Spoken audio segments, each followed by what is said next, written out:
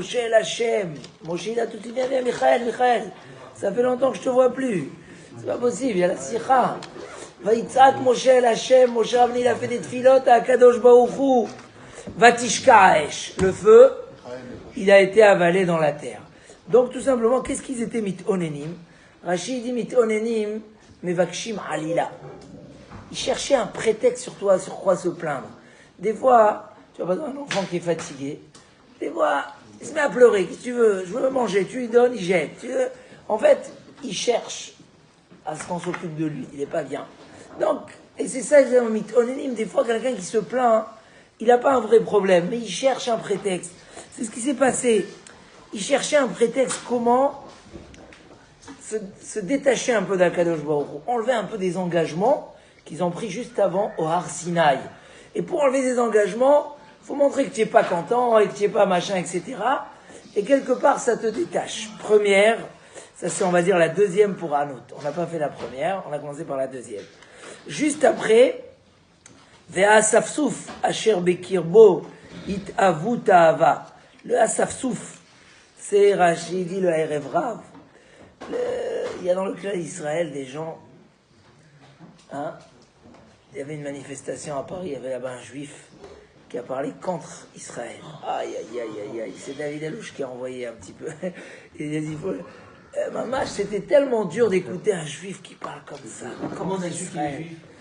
Il commence, il dit je suis juif et je parle en tant que juif. Et ça fait mal d'entendre un juif qui veut parler aussi mal que ça. Tu peux avoir des idées différentes, etc. Mais Mamash parlait Betsura Kazot, c'est le Erev Rav. Il y a, et le Gaon de Vilna, il dit qu'avant la fin des temps, le Erev Rav, il va monter en force et il aura un grand pouvoir. Avant comme ça, le Gaon de Vilna, il écrit ça il y a 200 ans. Et il écrit des mots, et il dit c'est des gens qui vont être très riches, et ils auront beaucoup de paroles, et ils vont se faire entendre. Et c'est ceux qui vont aller contre l'âme Israël, contre la Torah, contre Akadosh Baruch Hu. C'est le Erev Rav, comme le Betselem en Israël, et tous ces machins qui cherchent. Voilà, c'est le Erev Rav. En tout cas, la première partie, c'était Vatochal Biktseh Amachane. Biktseh Amachane, il dit, ceux qui ont été brûlés, c'est aussi des gens Chashuvim Sheba Machane, hein. Comme ça Rashi dit. La vérité, Rashi ramène une machloket. C'est quoi Biktseh Amachane? Premier avis que c'est le Erev Rav. Deuxième avis que c'est les Chashuvim. C'était l'important. Sur la deuxième, Rashi n'amène pas la machloket. Il dit Ve'asafsouf. Qu'est-ce qu'ils ont eu? It avu ta'ava. Ils se sont fait un nouveau désir. Des fois, ils se sont fait un nouveau désir. Désir. Ta'ava. It avu ta'ava. C'est-à-dire que tout allait bien. Mais des fois, tellement tout va bien et un homme il s'ennuie, il cherche des nouvelles choses. Donc, Vayeshvu, Vayivku, ils ont commencé à pleurer en disant Miya achilenu basa. Qui va nous donner de la viande? Ah, on se rappelle les poissons qu'on a mangés en Égypte, et les concombres, et les avatichim, la pastèque, Khatsir, Betsalim, les oignons, les aïeux, on mange que de la manne, etc. Ils ont commencé à se plaindre. Et la Torah a dit, mais c'est incroyable. La manne, c'était quelque chose de magnifique. Et les gens, ils le prenaient, ils faisaient avec ça des gâteaux et toutes sortes de choses extraordinaires. Kitsour, la punition, elle était qu'on leur a donné les cailles. Mais, en mangeant les cailles, ils mouraient. Donc c'était quand même un deuxième malheur très difficile. Il mourait en mangeant, voilà.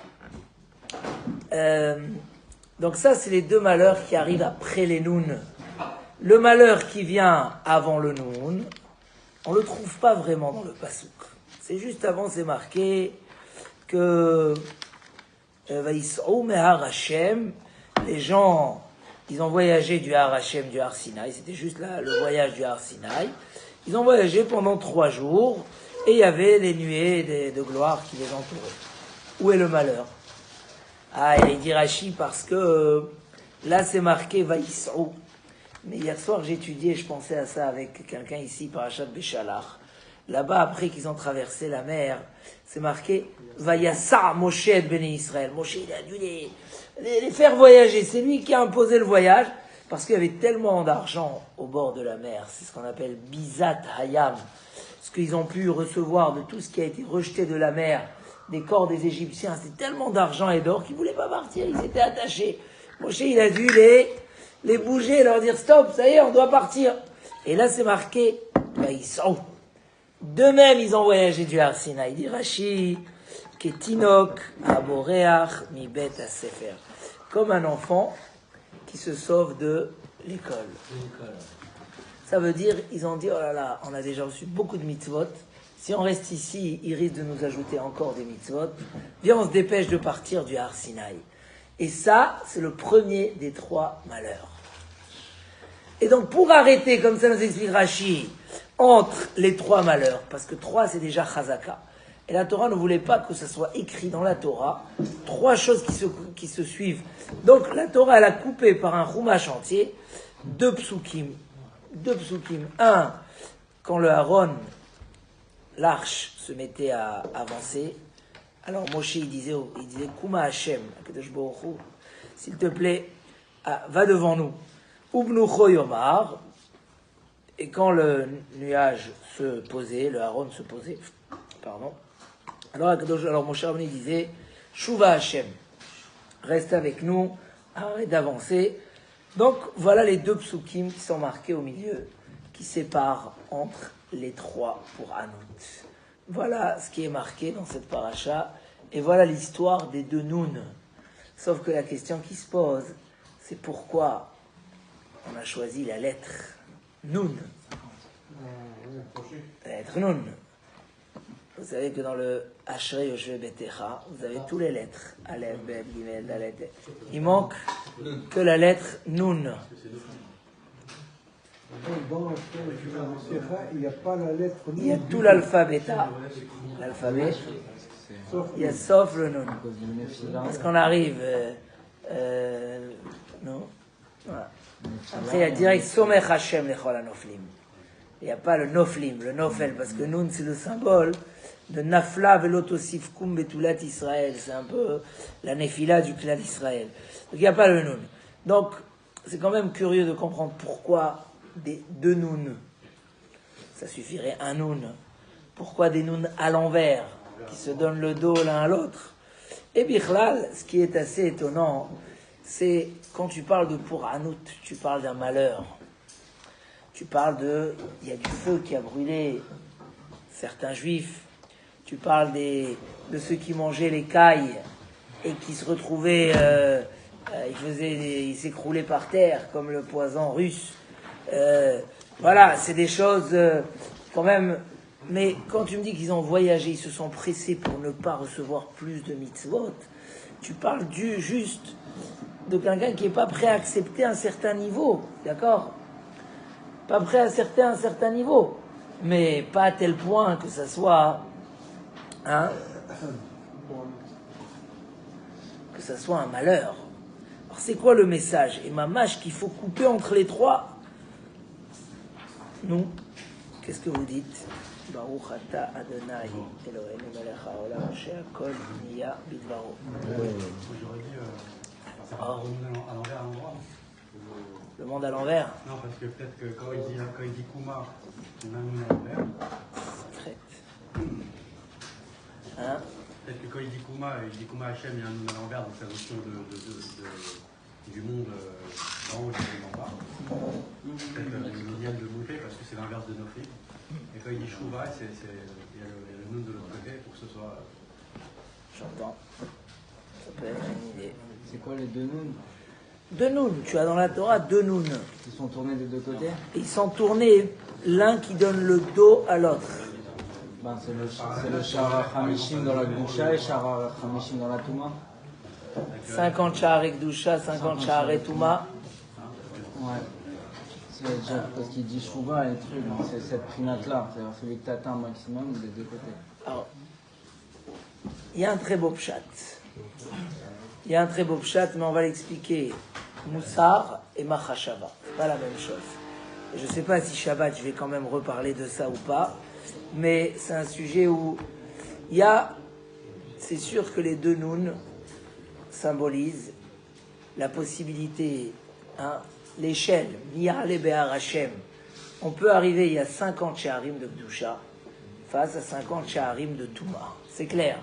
Et donc là, quelque part, on vient parler et dire que l'âme Israël était dans un risque en passant ces 3 fautes et ces 3 erreurs avec ce qui a enchaîné après. Achaz Shalom a tombé dans les 50 shaharim de Touma et que la Torah elle est venue nous donner un message comment les séparer. Donc, Mibrina Moussarit, le premier malheur, oui, c'est justement ce que Rachid est venu dire. Le premier malheur, ce qui renverse les 50 shaharim de Touma, et que l'homme il risque d'aller vers les 50 shaharim de Touma. Comme nous dit le Gaon de Vilna, un klal chazak, im en ata ole ma'ala ma'ala, si tu montes pas régulièrement du haut en haut, al korchach, contre ton gré, ata yored mata mata, tu descends et tu descends. Ça veut dire que l'homme il peut pas rester en stand-by. C'est l'histoire du vélo que je vous ai raconté sur l'étiquette qui se trouve sur le frigidaire de, je ne vais pas dire qui. Là-bas, il y a une étiquette comme ça avec un dessin d'une pente et un vélo. Je vous l'ai raconté plusieurs fois. Et c'est marqué là-bas. Si c'est dur, c'est que tu es en train de monter avec le vélo. Si c'est facile, c'est que tu es en train de descendre. Et si tu t'arrêtes, le vélo il tombe. Le vélo il tombe. C'est la pente. Voilà, tu sais, est-ce que tu es en train de monter? L'homme il est fait de gouf et neshama. Et c'est pas possible de les laisser au même niveau. Si un il prend la supériorité, il tire l'autre après lui. Si il prend pas la supériorité et il se laisse aller, alors Chazé Shalom il peut complètement tomber. Donc, Mibrina Moussarit va is'ou mehar Hashem. Dès qu'ils ont commencé à sentir que les mitzvot c'est trop, et sentir qu'il y a trop de mitzvot, c'est-à-dire que tu sens plus c'est quoi le bonheur de la mitzvah. C'est une chance. Toute la différence entre est-ce qu'un homme va monter ou va descendre, c'est est-ce que pour lui il sent que c'est un mérite ou une chance, ou il sent que c'est une charge et une contrainte. S'il a changé cette manière, cette vision par rapport aux mitzvot, c'est tout. Et des fois ça peut changer d'un jour à un autre. Un jour on peut se lever le matin, ah quel bonheur j'ai votre Hachem. Moi je commence pas par le pain et le camembert, je commence pas par le travail, je cours directement, je fais ma tfila, je suis Oved Hachem, tu sais quand même mérite chaque tfila. C'est Nifla Veyoter. Si c'est dans l'esprit du mérite, alors l'homme il est dans le chemin de la Aliyah. Les 50 shaharim qui sont positionnés dans le bon sens. Si Chazé Shalom il descend, mais le pire des pires, c'est s'il n'y a rien qui arrête. Et que l'homme, et la Torah est venue nous dire, pourquoi ils se sont plaints comme ça? Pourquoi ils commençaient à s'ennuyer? It avut ta'ava. Quelqu'un qui commence à chercher des problèmes dans la vie. Tout va bien, on lui donne à manger. Il dit, non, mais moi je veux plus manger comme ça, je commençais à manger. Pourquoi tu cherches une nouvelle ta'ava? Parce que tu n'as pas de satisfaction. Parce que ta vie, elle est vide, tu n'as pas de... Et c'est mamache comme ça. En irure avera mitgabrin belibo shel adam. Et là, ksheupanu mina chokhma. Dit le Rambam. Les mauvaises pensées commencent à fermenter et à prendre place dans l'esprit d'un homme quand il est vide de la sagesse. Un homme qui voit que les pensées sont pas normales chez lui doit aller s'asseoir 2 heures de limoud non-stop et ça va se remettre en ordre. Parce que c'est une métiout. Belev panomina chokhma. Donc, Rachid est venu nous dire, en fait, ces 3 pour Anouyot, c'était un enchaînement. Et la punition, c'était qu'une conséquence. Mais le malheur, c'est quoi? C'est qu'ils ont commencé à avoir des mauvais désirs. C'est qu'ils ont commencé à chercher des prétextes à se plaindre pour ne pas être redevable à Akadosh Baruch Hu. Si tu dis tout va bien, je remercie Akadosh Baruch Hu, automatiquement, tu es redevable. Mais pour enlever ce sentiment que je suis redevable, alors il faut dire non, je suis pas content. Et c'est ça le secret de la plainte. Pourquoi Vaïtlonenu? Il y a tellement de fois où c'est marqué qu'ils se sont plaints. Et hier, justement, on parlait de ça. Moshe Rabbeinu reprochait au clan Israël, vous avez le droit de demander. Vous êtes dans le désert, vous avez des enfants, vous avez le droit de demander à boire, c'est normal. Mais pourquoi se plaindre? Tout la ta'ana, et on va rentrer dans Chumash Bamidbar, là, dans Vaïtlonenu, ils se sont plaints. Pourquoi un homme, il passe à la partie de plaindre? Parce que, c'est ça, s'il demande, c'est que, quelque part, il se rabaisse. Il demande un service, ça le rend redevable. Et un homme qui sent qu'il mérite tout, il préfère ne pas être redevable. Donc la plainte, c'est de dire, mais c'est toi qui me dois, c'est pas moi qui dois venir maintenant te demander un service. C'est ça. Et pour ça, on dit la meilleure défense, c'est l'attaque. Ça veut dire, vaïtlonenu, se plaindre, c'est un signe de dire, je te dois rien du tout, c'est toi qui me dois. Et donc, comment Am Israël il est rentré dans tout ça? Parce qu'ils ont changé leur vision de la vie. Ils ont changé. Un homme, il raconte celui-là, là, il est parti en Israël, il ne savait pas, c'est la première fois qu'ils lui ont mis les tefilines à l'aéroport, et dans chaque endroit où il va, on lui remet les tefilines. Il va au Kever Rachel, mais lui, il ne sait pas leur dire, j'ai déjà mis ce matin, il ne sait pas c'est quoi les tefilines. Alors il s'est retrouvé à mettre les tefilines 5 à 6 fois, parce que chaque endroit où on l'a amené visiter, il y avait un Chabad là-bas qui disait, tu veux mettre les tefilines? Et en fait, après, il appelle sa femme, il dit, mais tu sais, ce pays, je ne sais pas c'est quoi. Chaque endroit où je vais, on me prend l'attention. Si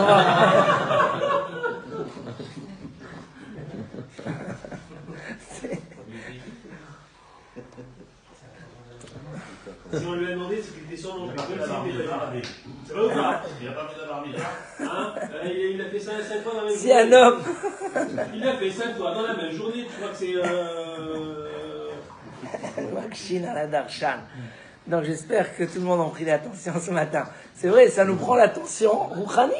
Est-ce qu'on est... Donc, arrêter entre les trois pour Aniot, c'est de dire pourquoi vous êtes arrivé à vous plaindre, pourquoi ça a mal terminé, pourquoi vous avez cherché des nouveaux désirs. Laman, ils ont demandé gentiment, ils ont reçu Bechavod, elle était couverte par en bas et couverte par en haut, comme ça il dit Rashi, il y avait une rosée, de la rosée qui l'a protégée. Les cailles, ils se sont plaints, donc ils n'ont pas eu Bechavod, c'est arrivé au bout du Machané, ils ont dû aller chacun se servir comme d'une manière sauvage. Pourquoi? Parce qu'ils n'ont pas demandé Veder Kavod. De quoi ça dépendait tout ça? Si un homme, il sent le bonheur qu'il a. Si un homme, il sent le hosher, le bonheur, même quand il y a des mitzvot, par exemple, qui entraînent une certaine contrainte, que l'homme, il sent la difficulté, parce qu'il doit manger que kasher, et à cause de ça, il doit se priver, le inyan de Taharat Amishpacha, la pureté, toutes sortes de choses que l'homme, il se prive. Quand il passe et il ressent que c'est une contrainte, une difficulté, Chaz Shalom, tout de suite, il a tourné le noun. Il a tourné le noun, il était dans le chemin de la Aliyah. Et c'est pour ça qu'on a mis une séparation. Parce que le noun, c'est quelque chose de dangereux. Dans le Sheva, on n'a pas marqué le noun. Pourquoi? Parce que ça symbolise la Nephila, quand quelqu'un il commence à descendre. Parce que dès qu'il a...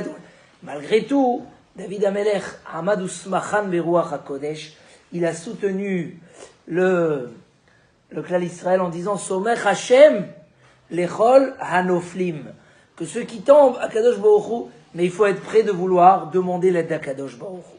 Et là j'arrive au deuxième point qui est plus lié à la machashava des choses. C'est marqué que tout celui qui se prosterne pas dans Modim, sa colonne vertébrale va devenir comme un serpent après sa mort. Hein?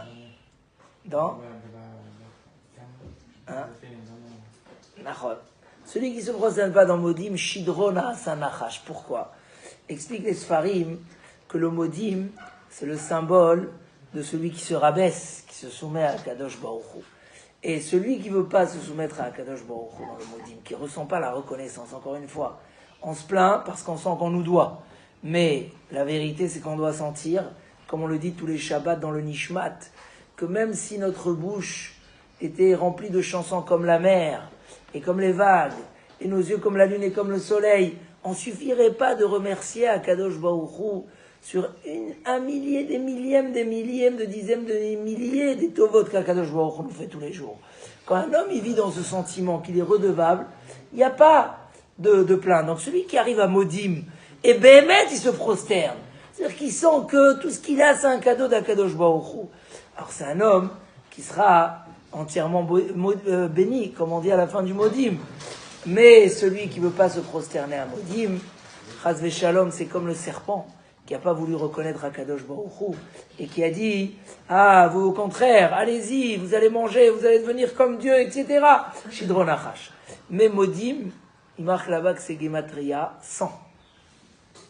Parce que vous voulez compter avec moi, si c'est juste. Le Baal HaGematriot. Même 80 plus Yud, 90. Modim, c'est 100.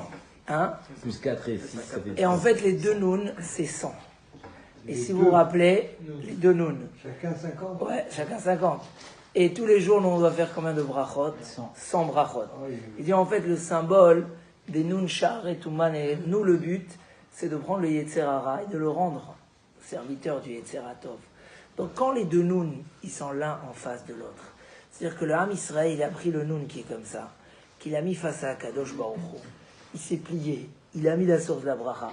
Et Akadosh Baruch Hu, il tourne, Yaher Hashem Panav Elecha. Donc les 2 Noun, ils sont l'un en face de l'autre, comme quand on veut faire le signe d'un cœur, ou quand on veut faire quelque chose qui se complète. Parce qu'en fait, hein, ça fait comme des parenthèses, mais que quand ils sont liés, ça fait un cercle, quelque chose qui est lié. Et là, l'homme, il arrive à relier son gouffre et sa neshama. Il arrive à être une source remise à la bracha. C'est ça, Modim. Je suis Mshahabed, les 50 parties qui concernent le corps et les 50 parties qui concernent la neshama.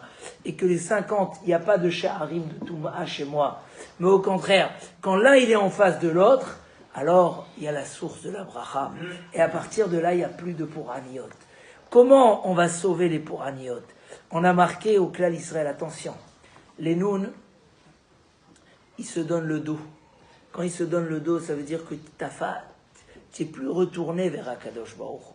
Et quand tu n'es pas retourné dans tout ce que tu fais vers Akadosh Baruch Hu, c'est là où commencent les 50 Sha'arim de Touma. C'est là où commencent tous les problèmes. Donc c'était très important d'arrêter. Et on n'a pas mis entre le 2 et le 3. On a mis les Noun entre le 1 et le 2 pour dire la source de tout. Qu'est-ce qui a entraîné tous ces problèmes? C'est parce que, quand vous êtes parti de Har Sinaï, vous n'êtes pas parti en disant « Ah, quel endroit !» Alors on a une mitzvah de se rappeler le Har Sinaï tous les jours. Hein, ceux qui font à la fin de la tfila « Asara Zechirot » Mahamad Har Sinaï. C'est une mitzvah de Horaïta. « Ve'odatam levanecha v'livne levanecha yom asher amata » On doit se rappeler ça comme le jour de notre plus grand bonheur. Pourquoi un homme il investit tellement sur son mariage? Pourquoi on paye tellement? Le minimum aujourd'hui pour faire un mariage, 10 000, 20 000 euros, c'est un grand minimum. Après, les gens qui veulent faire un beau mariage, moi, les gens, ça me rend fou. Les gens qui démarrent à 50 000 euros, 100 000 euros, dire pour un soir. Mon Dieu, c'est pas. Qu'est-ce qu'ils font les Ashkenazim? C'est comme on a dit. Chez un Sfarad, il y a Chai Salatim, 18 salades. Chez les Ashkenaz, il y a salade Chai. Il y a la salade crue. Ça veut dire. Ils disent aux enfants, non, moi je vous donne, on fait un mariage simple, rien du tout. Ça fait, des fois ils font une bar mitzvah, ils mettent des 3 cakes après la tfila. C'est là. Pourquoi? À la place de dépenser l'argent pour manger, on va la garder, je vais t'acheter avec ça une maison. Peut-être que dans le fond ils ont raison. Mais dans la forme, dans les Sfaradim, on n'a pas accepté ça. On veut que. Mais pourquoi c'est aussi juste? Parce que le jour du mariage, c'est quelque chose de tellement chachouv. Ça doit rester un moment qui... C'est là le début d'une vie. Ou après, pour avoir Shalom Bayit, qu'est-ce qu'ils ont dit? Rachetez votre Shalom Bayit. Carte bleue. Et toutes les épreuves, et toutes les difficultés, et les enfants, et tout ça. Il y a tellement de charges dans la vie qu'il faut que tu démarres en sachant que le mariage, c'était un bonheur. Et c'est pour ça que les gens, ils vont mettre tellement pour un soir. Parce que, voilà, si la Torah nous demande de se rappeler tout le temps du Har Sinaï, parce qu'à ce moment-là, on est devenus comme des anges, on a eu le parfum de Triat Ametim à ce moment-là. Akadosh Baruch Hu, il a ouvert les cieux, on a vu, on est arrivé, Heviani Elbet Hayaïn. C'est quoi Heviani Elbet Hayaïn? Akadosh Baruch Hu m'a amené dans la maison du vin Zé-Sinaï. Il dit là-bas, quand un homme il rentre dans une maison, il y a des tonneaux de vin, sans boire, déjà, il sort et il est déjà Bet Hayaïn ou Har Sinaï, même si on n'avait pas reçu la Torah, Dayenu. Pourquoi? Parce qu'on a vu des choses, on a vu qui est Akadosh Baruch Hu. Donc nous, on doit se rappeler du Har Sinaï, on doit se rappeler du Bet Hamidrash, on doit se rappeler d'un moment extraordinaire, comme un moment, et si Chas Shalom, on sent que Vaïs Omer Hashem, ils ont voyagé comme un enfant qui se sauve de l'école. Oh, ok, c'est bien, mais c'est trop, on n'a pas senti. Hier soir, puisque Baruch Hashem, le jeudi soir, le Bet Hamidrash, c'est devenu le centre de jeûne. Donc, venez voir un jeudi soir, il y a ici plein de jeunes en bas, il n'y a plus de place. Et donc, je leur ai fait un petit chiour à des nouveaux jeunes. Et je les ai provoqués sur quoi ils doivent être michazek. Et ils m'ont tous dit, on ne fait pas Shabbat, on ne fait pas Shabbat, on ne fait pas Shabbat. Et je commençais à parler avec eux. Mais je leur ai dit, mais vous pouvez pas, comment? Vous pouvez pas faire Shabbat quand vous avez rien compris de c'est quoi Shabbat. Ils disent, mais on est angoissé, on ne peut pas toucher le nez, on ne peut pas. Je dis, mais c'est sûr que tu prends le Shabbat comme l'angoisse totale. Mais je dis, mais tu viens nous demander à nous, et on va te dire que pour nous le Shabbat, on attend rien que le bonheur de ce Shabbat. Donc il y a quelque chose que tu n'as pas compris. Parce que j'ai pas l'air d'être un imbécile aussi grand de tort. Je dis, mais vraiment, je vis le bonheur. Donc s'il comprend, et c'est ça le yesod, de comprendre le ta'anouk des mitzvot, de comprendre le ta'anouk de la hakarat hatov hakadosh baruch hu. Donc ces deux nouns qui se tournent, et qui sont plus l'un en face de l'autre pour dire, la bracha, elle vient, et notre bracha, elle est combien qu'on est vers hakadosh baruch hu. Pour ça, il dit Rashi après tout de suite, il se sent plein, pourquoi? Se sent plein pour, comment il a dit Rashi? Pour se détacher d'Akadosh Baruch Hu, pour enlever, c'est incroyable ce qu'il dit Rashi. Kemit onenim, c'est quoi Kemit onenim? Quelqu'un qui cherche un prétexte pour s'éloigner d'Akadosh Baruch Hu, parce que c'est de là où ça a démarré. Ils ont commencé à sentir, on a reçu trop, etc. Donc le yesod dans la vie, c'est combien que l'homme, il sent. C'est pour ça que Mea Brachot, un homme 100 fois par jour, Keneged les deux nouns, Keneged les 50 shaharim de Touma et 50 shaharim de Bdusha, il doit faire 100 brachot par jour. Et ça, c'était Keneged les 100 adanim, les 100 piliers qu'il y avait dans le Mishkan, parce que les Mea Brachot, c'est le pilier. Un homme qui ressent que Hachem, il lui doit tout, et il se met à se plaindre, c'est le secret de l'éloignement de tous les Averot. Un homme qui sent que c'est lui qui doit tout à Kadosh Baruch Hu, et qui se prosterne tellement qu'il le sent. Or, c'est l'inverse du serpent, c'est la colonne vertébrale qui va. Alors, il est le secret de la bracha. Un homme qui sent que le Osher chez Torah, que s'il a des nisyonotes, c'est pas parce qu'il fait la Torah, bien au contraire. Il aurait eu ses nisyonotes sans la Torah, il serait 50 000 fois plus malheureux. Et la Torah, justement, lui donne le derer pour lui dire pourquoi il a ce nisayon et comment il peut être mitgaber. Et c'est là. Voilà. Et à partir de là, si un homme il sent dans le sens inverse, qu'il commence à se plaindre et qu'il n'est pas content et qu'il n'est pas en fait d'Hachem Bessimcha, c'est que peut-être il s'est sauvé du Har Hashem, comme un enfant qui se sauvait de l'école. C'est-à-dire que si les deux choses sont liées, et il n'y a pas de limite, il dit dans Lena, c'est un travail de toute la vie. On ne peut pas dire, moi ça y est, j'ai compris, et j'ai compris que c'est mort. Parce que c'est tout le temps, vu que l'homme il est fait de Gouf et Neshama, et qu'on a les Yetzerara, Chitzoni qui nous attirent vers quelque part, et que quand on rentre dans les endroits de la Gdusha, ça nous attire. Donc c'est constamment un combat qui doit être protégé, que si on prend la supériorité, on met la main en haut, la colonne vertébrale est orientée vers Akadosh Baruch Hu. Si Chaz Shalom, elle redevient dure, elle va tout se rabaisser vers ses vraies valeurs, Chaz Shalom, ça redevient le serpent qui nous amène à la grande révolte et à tous les problèmes. Bezrat Hashem, que nous, on sache mettre un nun face à l'autre, Somech Hashem, et qu'on ait toujours le secret de la bracha, de la aliyah. Bezrat Hashem.